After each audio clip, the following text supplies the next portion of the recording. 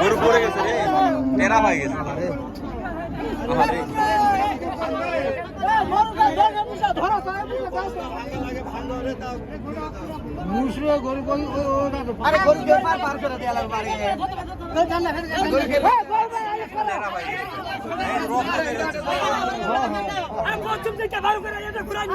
টানে বার করো ভাই, 2-4 জন ধরে ধরে টানে বার করেন, টানে বার করেন, টানে বার করেন।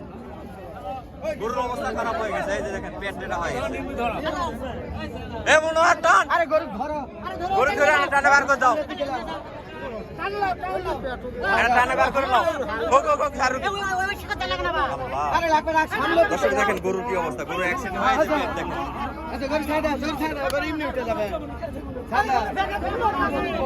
পেটে রক্ত বার হচ্ছে।